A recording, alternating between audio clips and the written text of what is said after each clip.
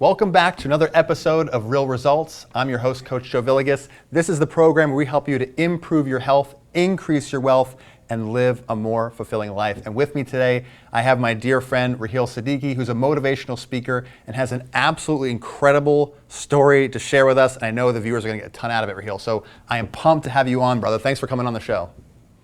Thanks for having me, man. Excited to be here. Thanks, Joe. We're gonna have some fun, no doubt. So Raheel, I know you've really, when it comes to weight loss, you are very well versed in this area, and I want you to share your story with us. So can we take it just from the top, bro? Let's hear where you used to be. I know your story with your dad and how you got to where you are today. Let's let it rip. Oh yeah, sure. Thank you. Appreciate it, man. Excited to be here. So yeah, what can I say? It's been a long journey, but basically, I was born obese pretty much my entire life, from childhood to elementary school, middle school, high school, going to college. And I was bullied a lot, just being overweight. Yeah. The pounds were adding on when you're young and you're having fun and you're just eating with your friends. You don't realize, the amount of weight, amount of just damage you're doing to your body. And then, I got to 27 years old, outside of college, and I actually weighed at my heaviest weight at 405 pounds. Wow. And, my father one Saturday morning just came down the stairs and looked at me, and he just was like, whoa, blue in the face. I got to go get you checked out. I'm getting really concerned for you. Not the funnest thing you want to hear on a Saturday morning, but obviously he was my dad, and he was like, let me go make sure my son is doing okay.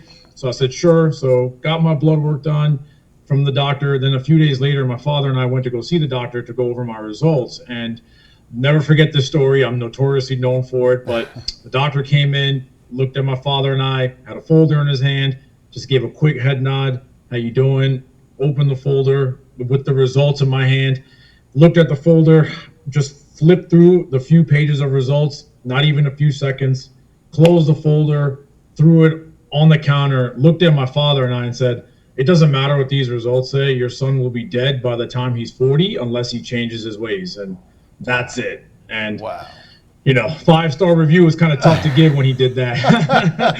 But, very shocking. My father and I looked at each other like, whoa, never knew my results, nothing, not my cholesterol, hemoglobin, nothing. He didn't tell me anything. Right. My dad and the doctor went over to the side for a minute or two. They chatted, and then we left. The fastest doctor's visit you can have, about not even 5 minutes. Wow. So we run out of the door. I'm driving. My dad is in the passenger seat, and about halfway home, my father looked at me and he said, hey, listen, I need you to pull the car over.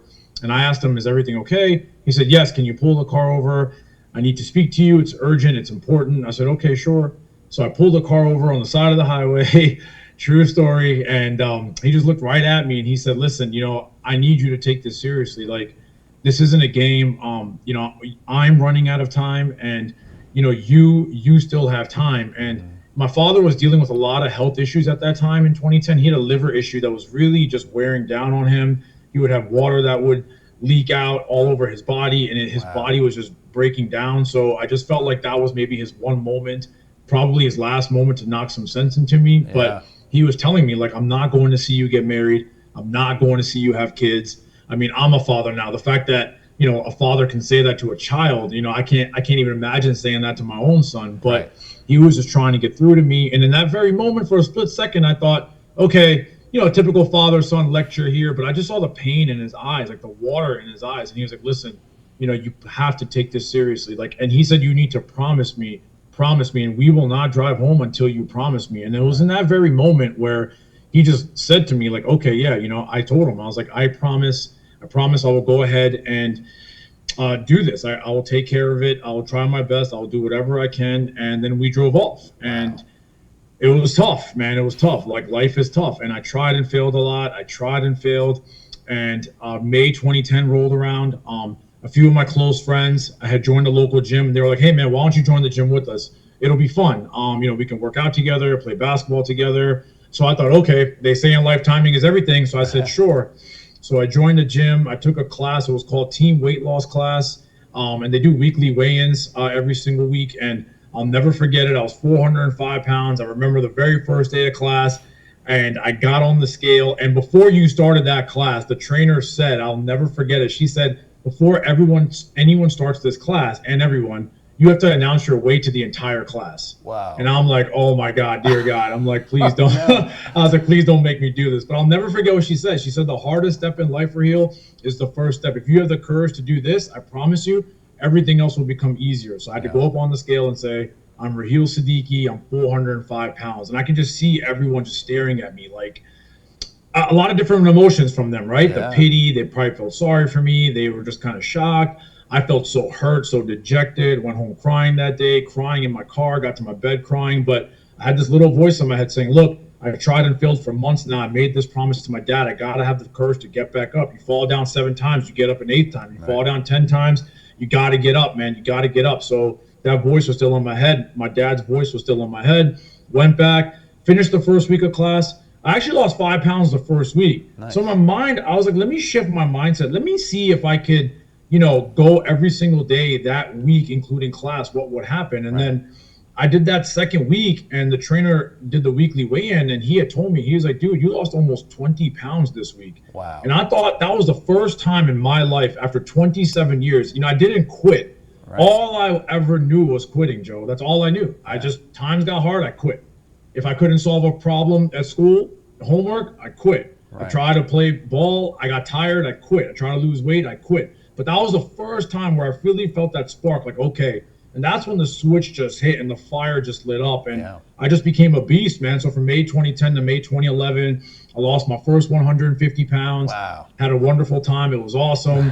2011 came. I'm thinking, okay, man, got my swagger back, got a bounce in my step. Clothes are fitting nice. I can shop at Express and Macy's now, not go to Big and Tall anymore. Nice. Feeling great. And but as they say in life, like I always say, you take 1 step forward and take 2 steps backwards. So that July 2011 rolls around. We go to a family wedding in Connecticut. My cousin, my dad's nephew, and my father was so happy. He was so proud of me. He was like, man, my son finally did this, man, for 27 years. He fulfilled his promise to me. But we get to the wedding in Connecticut, and even though my health was skyrocketing, quote unquote, my father's health, he took a severe turn for the worse. The night of the reception in the hotel, as we were getting ready, my family and I, to go to the reception, my father's liver actually completely blew out in our hands. It was myself, my family, and we were just in complete shock, like just not even comprehending. Even now, man, talking to you about it now, I just don't understand it. And it was a very traumatic experience of mine, and never something that I'll never forget. And then lo and behold, we're in Connecticut, go figure. And then a few days later, we do his funeral services back in Baltimore, where we're from. The day of the funeral, I actually went to bend over to try to, get the casket going inside, whatnot. I feel a pop in my back. And what happens? I blow a severe herniated disc in my back that causes major sciatica down my leg, down to my toes, L3, L4. And I'm in excruciating pain at this time. So in my mind, I'm thinking, wow, here I am.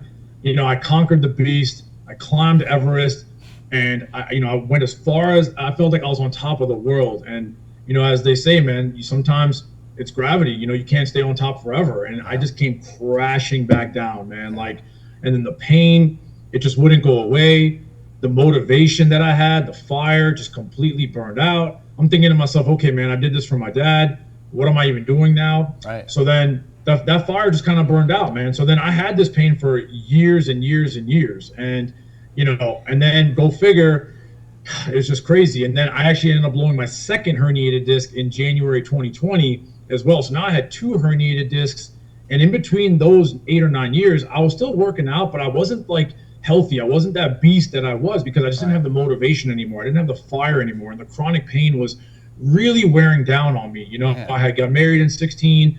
My wife and I, we were, obviously married and, trying to have a family at that time too. So we had those struggles as well. And then we got to 2020 and, I was like, man, what am I going to do? I was in so much pain in my work garage. I had to literally recline my chair all the way back, and I had to drive home, lying down in my car. Wow. So I told my wife, what are we going to do? And she said, what can we do, man?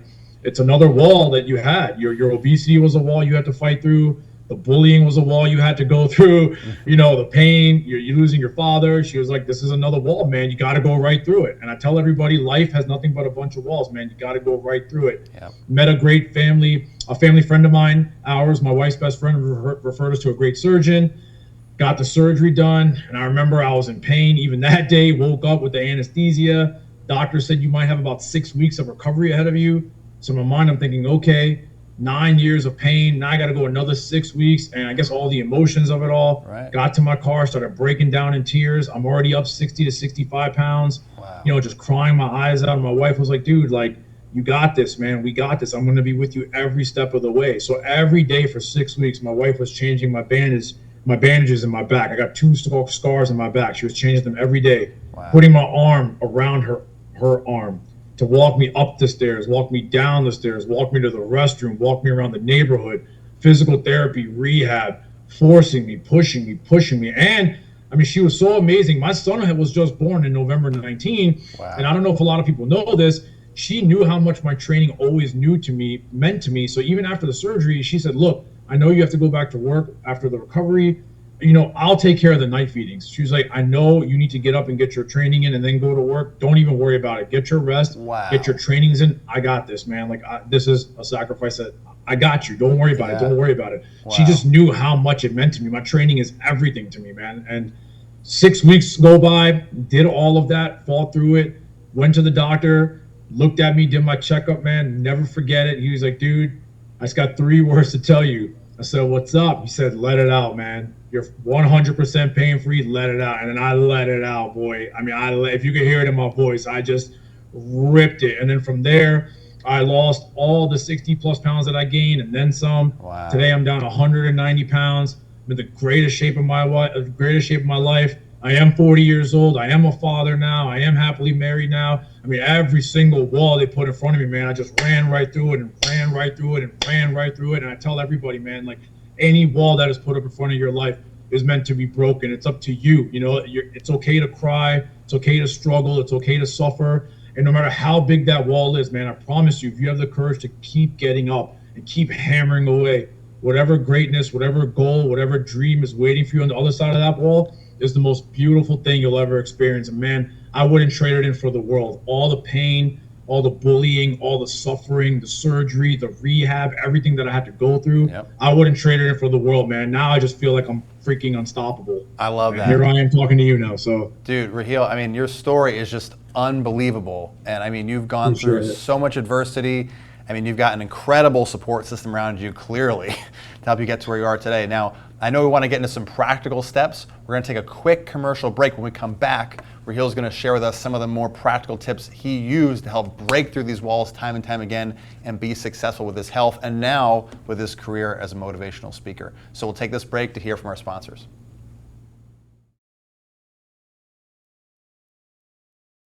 Hi, this is Chris Wilhelm, and I'm excited to be bringing you a new show this spring on RVN Television called All Things South Jersey. Well, we'll be taking a look at people who have made South Jersey their home, as well as a look at our boroughs, our towns, and our cities. The show will air on Wednesdays and Saturdays at 2:30, and if you're not available, you can pull it up on RVN Television platform on demand, as well as Roku, Apple TV, and Fire Stick. Hope to see you soon. I love that we both got an awesome network and save money doing it. I know, $25. I love that it's guaranteed for 3 years. Hey, we're sitting on a sign here. Switch and get Welcome Unlimited for $25 a line, guaranteed for 3 years. Verizon. There's an old expression in business that you can't manage what you can't measure. Business performance and business valuation, it's all measured by the numbers. But I've learned that the real lessons and the tough decisions that are made occur behind the numbers. My name is Dave Bookbinder. Join me and my guests as we go behind the numbers to understand what really matters most in business.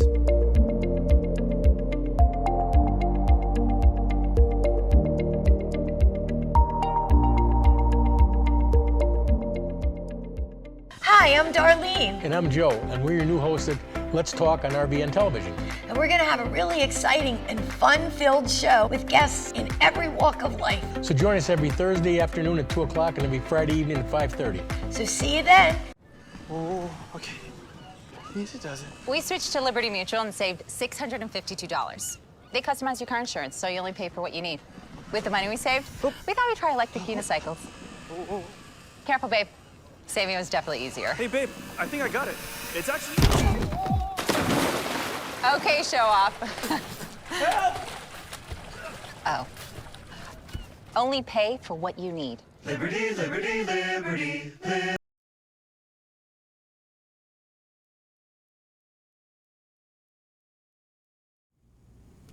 Welcome back to Real Results. With me today, I have Raheel Siddiqui, who is a motivational speaker and an incredible human being who has lost. I mean, Raheel, what's the total number now of poundage that you've lost? 190. 190 pounds. From 405, you lost 190 pounds. And what's incredible about your story is this was not a linear experience. You didn't go from 405 and just drop 190. I mean, you've had adversity after adversity, wall, as you say, put in front of you, one after the other, and you have busted through. What I think is really incredible about your story is it's not just that you lost that weight, which is a feat in and of itself, but you've now kept it off, and you've gotten better, and you've continued to better yourself from that time, which is just unreal. You know, the statistics out there are pretty crazy, where it's the National Weight Control Registry has studied folks and found that 6 out of 7 people who want to lose weight or try to can, and they are successful.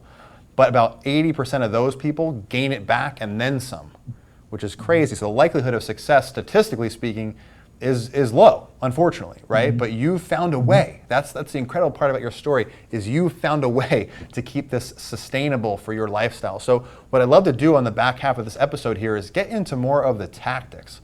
Like, what's some stuff that you found, Raheel, that worked well for you in the beginning? Let's say when it comes to food. Let's start there. What was nutrition like when you were making that shift? You know, what did you find worked well for you in the beginning versus like what you're doing now?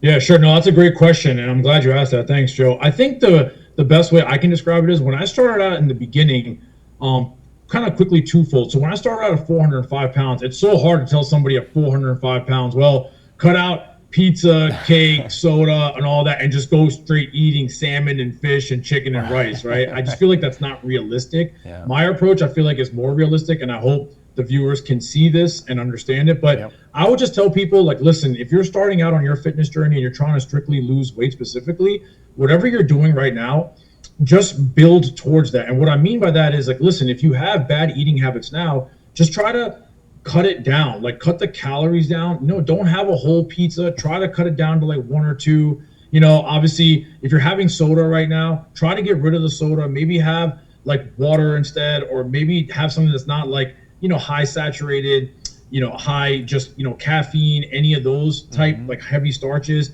Try to eat less is my point, right? And then as you start doing that and you're exercising, the weight will come off, and then your mind is going to tell your body, Joe, that, you know what? I'm getting good results. My body is feeling better because I'm putting less calories, bad calories in my body. Right. I'm going to want to start eating better. And I feel like that really helped me a lot. I'll never forget it. My trainer, when I was 405 pounds, I even asked her, I was like, hey, listen, what should I do about my diet? Should I? And you know what she told me? She said, you know what? Just eat whatever you want, just eat less. And I looked at her like I thought she was crazy. She was like, I want you to trust me. I said, really? She's like, just eat whatever you want. Just eat less, write it down, and eat less, and then we'll reassess in 2 weeks. And I promise you, that really helped me a lot. So then as I started to lose the weight, I said, okay, then I started to shift my mindset. I was like, okay, you know what? Instead of having pizza, now let's start eating some more heavy, like more, try to, you know, ingratiate the veggies, try to ingratiate the chickens, the fishes, the rice. But now what I do is, fast forward to now, is I really believe in intermittent fasting. I truly believe in that. That's what I like. That's like my code. That's what I do. You know, being Muslim during the month of Ramadan, we fast from sunrise to sunset. So I feel like I've always kind of done that, you know, since I was a kid, even during my heaviest years. So I kind of had that built in. But for others out there who do intermittent fasting, you know, I just find the success rate is really high, because when it is time to eat during your time, whether it's dinner time, 6 o'clock, 7 o'clock, 8 o'clock, I get my workout in first thing in the morning, so I'm already in a caloric deficit. And then I just try to sustain the rest of the day by drinking water, you know, to try to really keep my mind going. And then by nighttime, I can have a really nice meal. And I have a heavy intake, but a heavy good intake, right? The steaks or the ground beefs or the chickens and the rice and the veggies. And I feel great. I feel cleaner. I feel healthier. And this also cuts out a lot of the snacks, right? I think the problem is with me and others that, you know, during the day when you're at work or at your desk, I think that, you know, the kiss of death is people who have those sodas, those snacks, those chips, those, you know, those lunches, right? Like we had talked about, you know, during the conference. So I think that really helps a lot, all of the extra calories, and that really helps me. And then just have the plan. I mean, honestly, I just try to keep it simple. I get up every morning at 5:30. I train 6 to 8. I'm logged on at 9. I just have my thermal flask. I have water throughout the day. 6, 7 o'clock comes, and then I have a great meal, a nice heavy meal that fills me up. Again, a nice heavy clean meal. Right. And then you just do that consistency.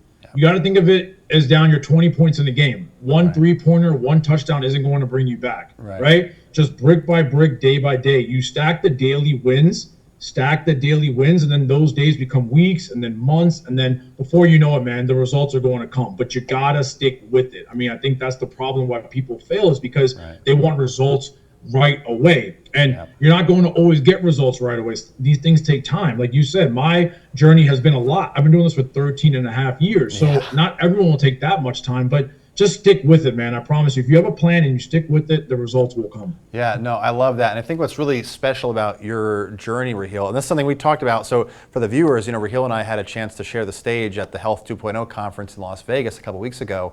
And what I found really special about your story, Raheel, it is the perfect example of what it means to go from, identifying as somebody who is overweight, obese, fat, whatever you called yourself, to now, like, you would never refer to yourself as that. You refer to yourself as someone who's healthy. You identify as a healthy person.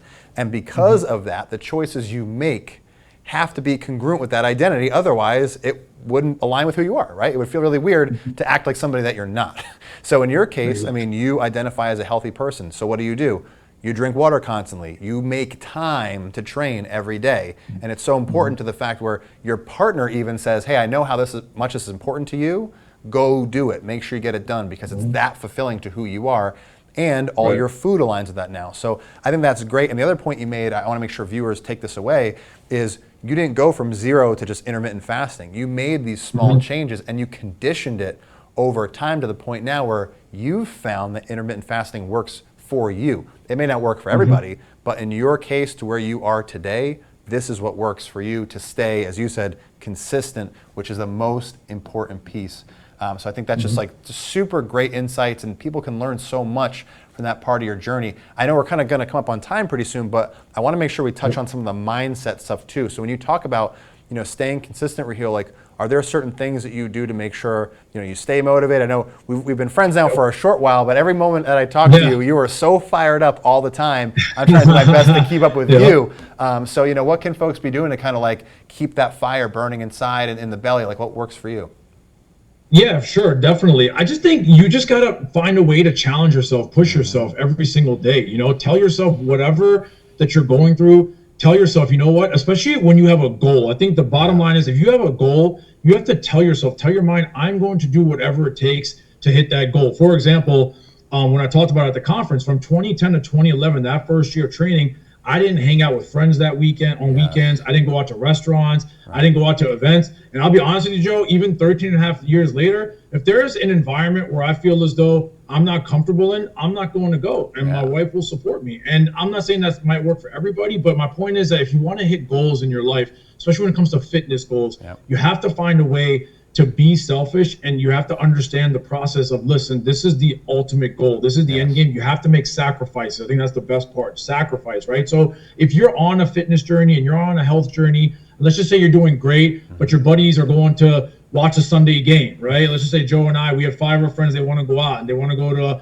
a restaurant, they want to go get wings and they want to go get pizza and they want to have sodas. But I'm on a fitness journey, or Joe, you're on a fitness journey, right? Or maybe we're on it together. Right. Then I will obviously have a locked-in system. Like, okay, you know what? I'll come with you guys, sure, but I'm going to have my water. I'm going to have my salad. I'm not going to fall into the peer pressure. It's so easy to fall into the peer pressure, or the trap of, oh, well, just come hang out with us. It's just one day. But that's the problem with I think our society. We fall so much peer pressure is the trap, right? And if your friends are really your friends, they will support you. You tell them, like, look, I'll come with you.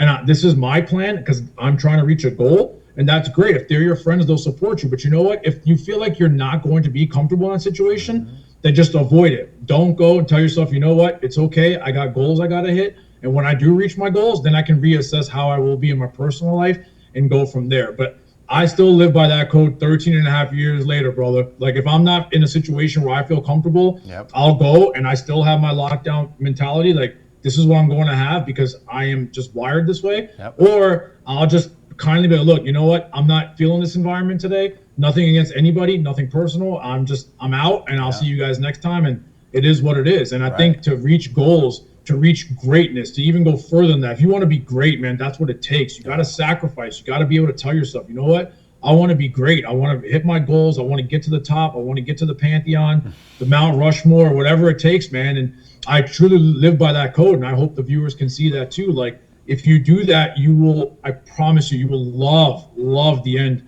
of the results of the hard work that you put in. Like I talked about in the very beginning, man, that wall is so hard to break, but when you break it, brother, no better feeling than when you get to the other side. Yeah, it's fantastic. And so what I kind of want to end on, one of the big points you brought up is being able, at least trying your best, to control your environment. I mean, that is going to be the biggest thing that dictates success or failure when it comes to your goal, right? If you hang out with 9 people who smoke cigarettes, you're probably going to become the 10th.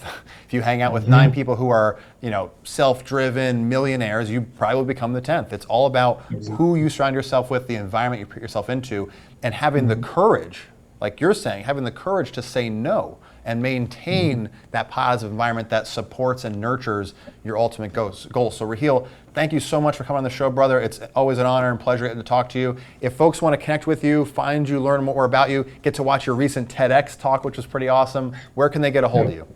Yeah, sure. So my website, www.raheelspeaks.com, and my Instagram handle, please follow me at Raheel the Speaker. And then also, like Joe said, my TEDx video just dropped. Did my TEDx DSHS Dover Sherborne High School, TEDx talk in Boston, Massachusetts. The video just dropped. It's on YouTube. You can type in Raheel Siddiqui TEDx, and my information is on there as well. Would love to connect and reach out and talk to all of you. Thank you for having me, Joe. This was an awesome time, brother. Looking forward to staying connected, and the next one for sure. Dude, the pleasure is all mine. And thank you all for tuning in to this episode of Real Results, and we'll catch you on the next one.